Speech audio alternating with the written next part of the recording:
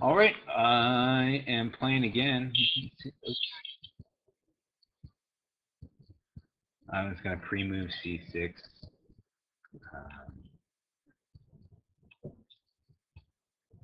And he's going to play some sort of exchange variation, Caro Kann Exchange, or a Pana Botvinnik.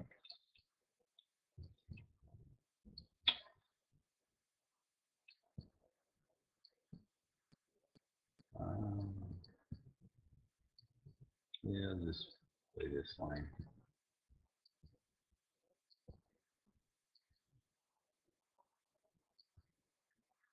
Usually I crank out the moves pretty fast in Caro Kann. There's very few lines where I don't know. I have my preferred lines in pretty much everything, and I've been playing it for 15 years, so, you know.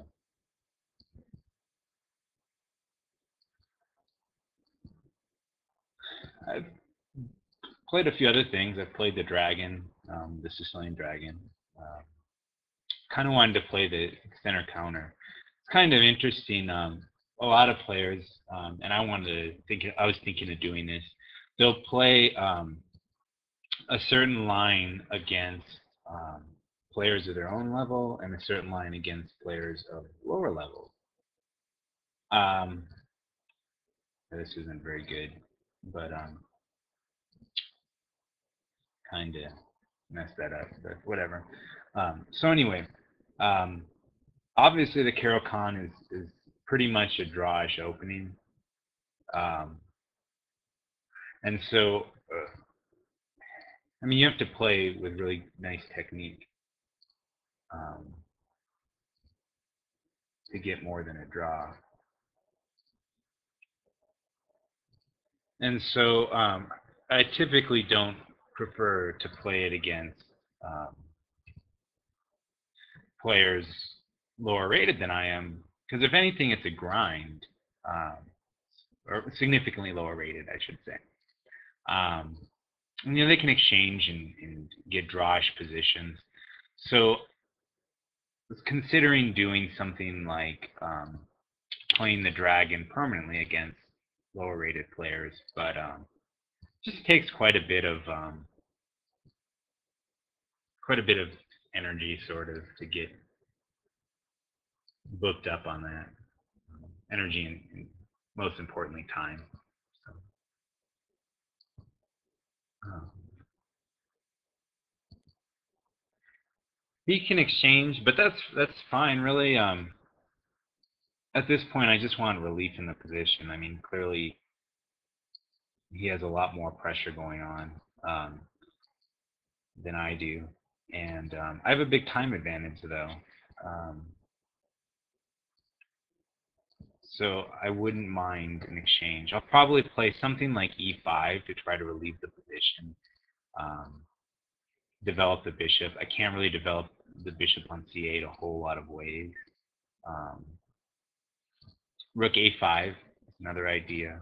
Uh, you know, it disconnects the rooks, but it puts pressure on his g5 bishop.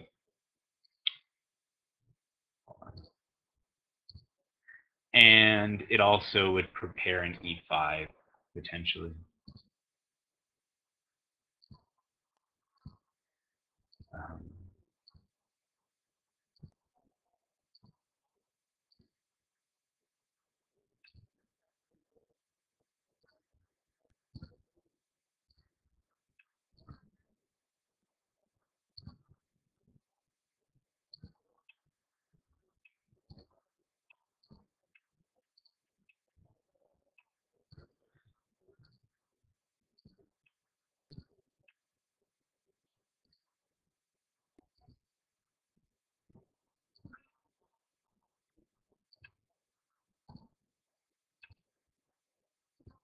I didn't want to sit back with a passive pawn there.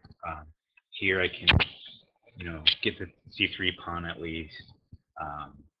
My pieces, my bishop on c8 is freed up a bit. I can try to play something like bishop e6, hit the pawn, and if he advances the pawn, I'll play rook a3 and have my rook behind the pawn at least and active, which is where you want the the rook to be. See this? Either side would prefer to have it behind the pawn, either supporting the advance or in an active position.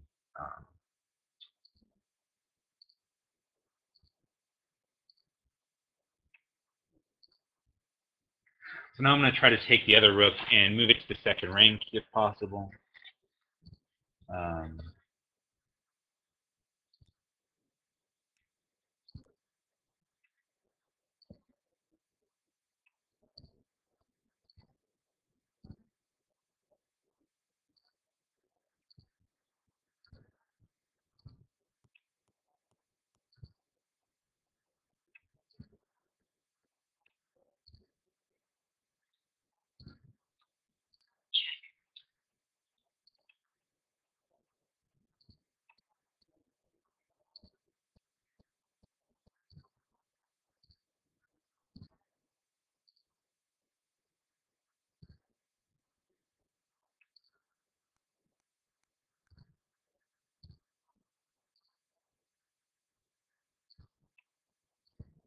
All right, so now I'm just avoiding his rook advancing to the 7th rank. And also I'll put some extra pressure on a4 to force his rooks to be connected there.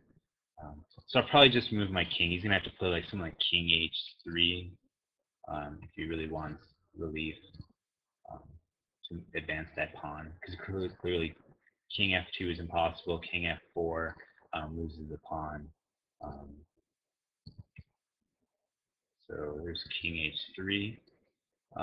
Then I'll play rook a.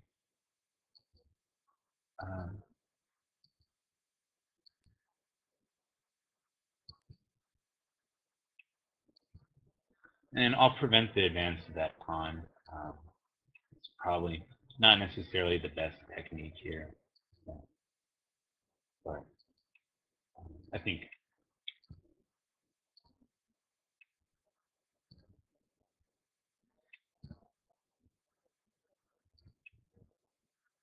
So I'm going to win on time.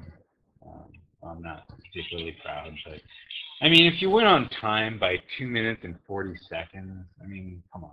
Obviously, the other person was thinking too hard and too long. That's part of speed chess, is you play fast. I didn't really do anything to. I mean, I don't think I played bad. I played a bad opening. You know, I moves out of order and gave him too much pressure. But I mean, I think I played the rook and pawn endgame with really solid technique, which always feels good. And for the record, I think this is a dead draw.